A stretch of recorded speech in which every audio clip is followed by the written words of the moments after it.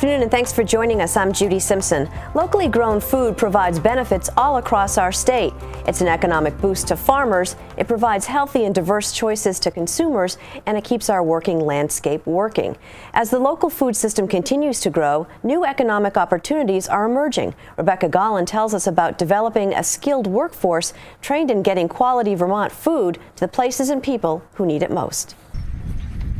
It's a sunny fall day in Vermont, and at Valley Dream Farm in Cambridge, owners Joe and Ann Tisbert and their crew are harvesting potatoes. Right now in the field we still have Brussels sprouts, kale, beets, and potatoes. The Tisberts don't want their produce to go to waste, but like all farmers, they always have something left over. Every farm has seconds. Every farm has that day, that week or couple week that something can't sell, and it makes no sense to just throw it all in compost. And it's not just a little bit. Leftover food on farms is a big deal in Vermont. Currently, we have more than 14 million pounds of wholesome vegetables and berries being left on farms every year. Theresa Snow is the executive director of Salvation Farms, an organization that gathers and distributes some of that surplus. She says that there are a lot of reasons that farmers might wind up with excess food.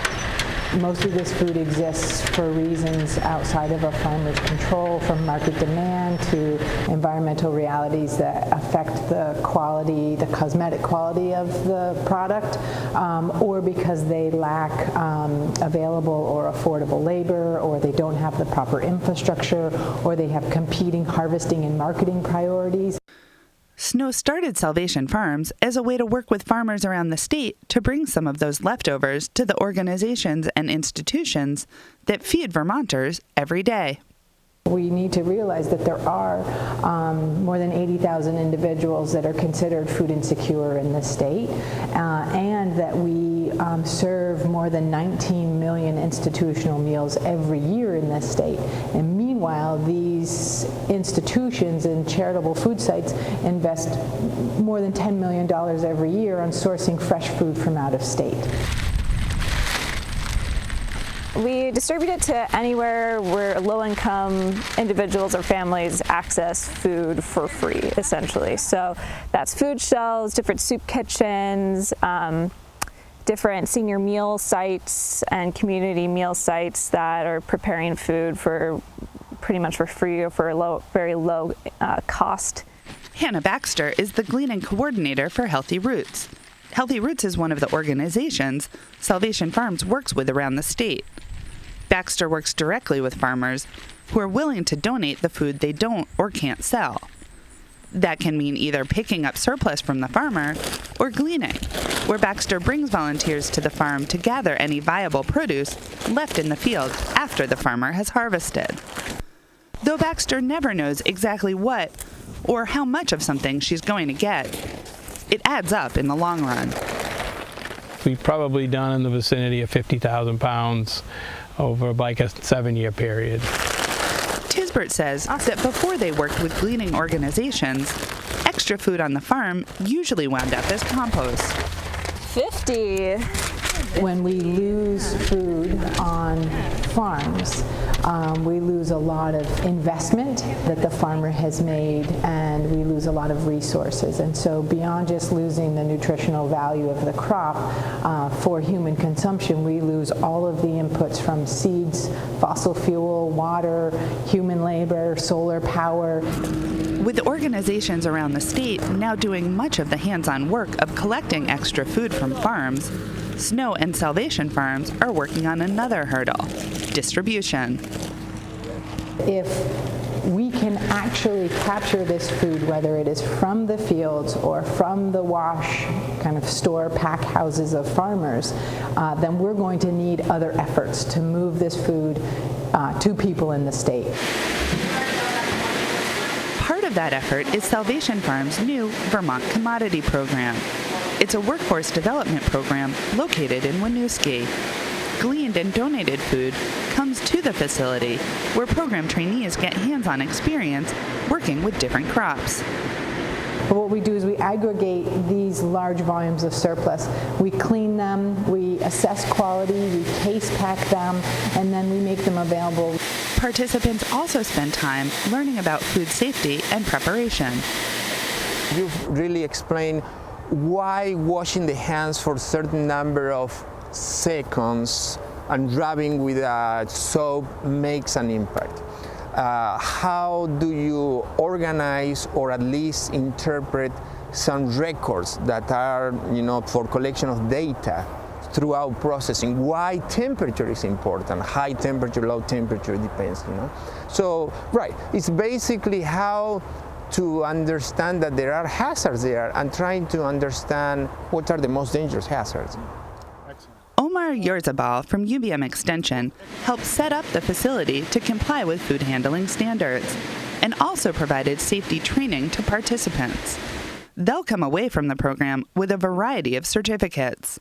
Through this, we're getting a number of certifications like ServSafe and OSHA and first aid and stuff, and that's really been really cool. So yeah, that was a part of the program, that reason I signed up for, and it helps build a resume. The food packed here is donated to the charitable food system, including food shelves, Boys and Girls Clubs, and Meals on Wheels.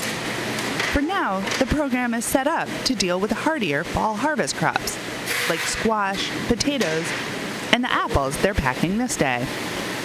The hope is that the Vermont Commodity Program will eventually expand into handling more crops, as well as into some small-scale processing, all the while training new workers. I was introduced to this program because I like food. Program participants like Eric Putnam from Milton take a number of field trips to farms and food processors. And they get the chance to try out gleaning themselves. We went and harvested apples from 2 apple orchards. Was it surprising how much food was still left in the field when you went? Yes, especially since I don't waste food. I like to eat all my food unless I absolutely can't. Making that connection, talking to a farmer, just seeing the equipment, seeing the plants in the ground and be like, oh, that's what a carrot looks like. Huh, didn't know that. This is where a potato comes from. This is the work involved with getting it out of the ground and getting it into our facility. Oh, and there's a whole bunch of other work once you get it and clean it. And it's not always easy work. There's challenges to it. I don't expect all these folks to go into agriculture, but anyone who's a consumer and eats should really have some understanding of where their food comes from and be able to make good decisions. We're getting a whole picture of everything involved from, really from the seed to the fruit to what happens then and where it can go and who it can help. Adam Gardam has worked in restaurants in the past, but wanted to expand his skills and learn more about the food industry. He heard about the program through the Department of Labor when looking for a new opportunity. He found that and more. I've become more interested in something involved in agricultural, or even a nonprofit that works with saving food and or just presenting food, getting it to the people, and so I have become more interested in that, and it's broadened the horizons of what I think I can do in the future. Giving participants the skills they need to be confident about entering the workforce is what it's all about at Salvation Farms. Some of these participants, maybe most of them, are trying to get a second chance in life, retooling themselves, getting new training in order to be more competitive and eventually get into the market force.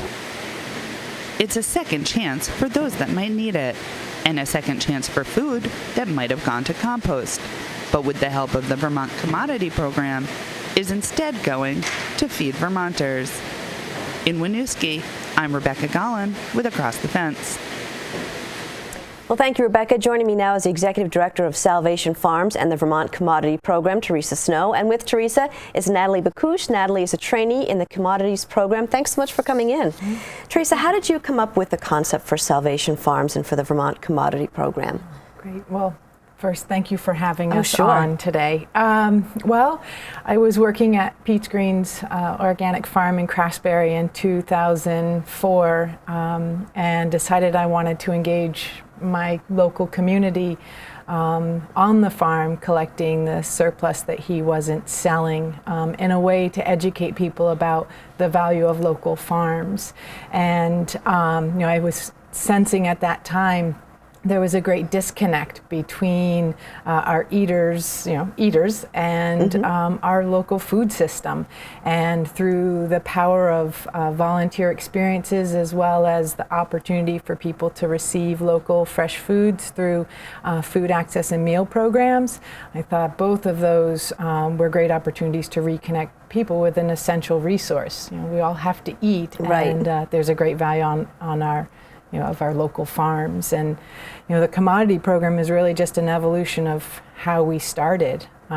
Gleaning is a great community organizing activity, but when you understand the scope of food that's available out there, that's still edible, that farms economically can't put into the marketplace, if we're going to start capturing a volume of food that's reflective of what's available on farms, we're going to need to move it into a system like an in-state commodity program for cleaning and quality assessing and also some minimal processing, right. So that we can really scale up. It's kind of that economies of scale and efficiency to move it into the charitable food system or also the kind of institutional meal programs. Now, Natalie, how did you come to be involved with Salvation Farms?